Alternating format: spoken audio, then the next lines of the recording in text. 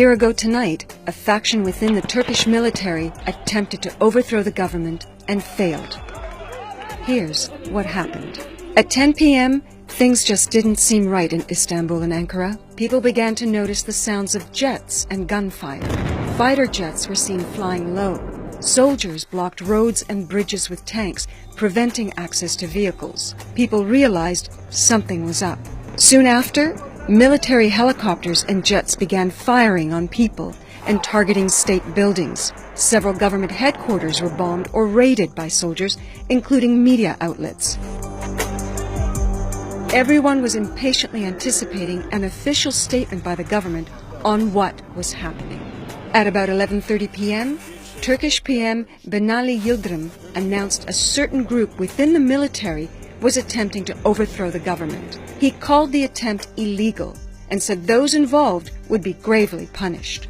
Meanwhile, the Turkish armed forces announced it didn't support the coup.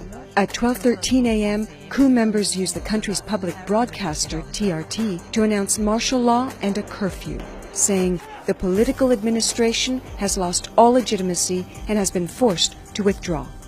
At 12:30 a.m., President Erdogan addressed Turkey on CNN Turk using FaceTime and urged everyone to take to the squares to protest the coup attempt, stating there is no power higher than the power of the people. Go to the squares and give them their answer. Throughout the night, the Sela was repeatedly called from mosques across Turkey, encouraging people to gather and resist the coup.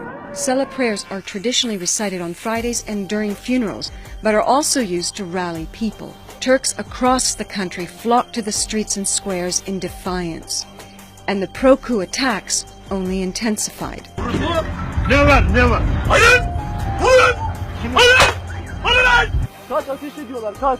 Soldiers were now firing on demonstrators, running them over with tanks, and jets repeatedly bombed the Turkish parliament building while lawmakers were still inside. But despite the soldiers' hostility, protesters were adamant on resisting and spent the night demonstrating. At 3:20 a.m., Erdogan finally lands in Istanbul.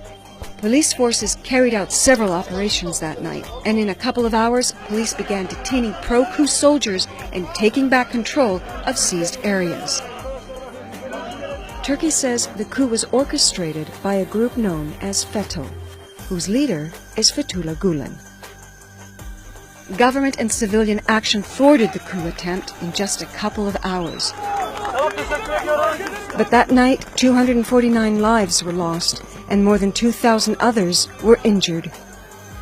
The coup attempt was successfully resisted. Turks from all walks of life in the tens of thousands took to the squares to celebrate the democratic victory each night for weeks on end.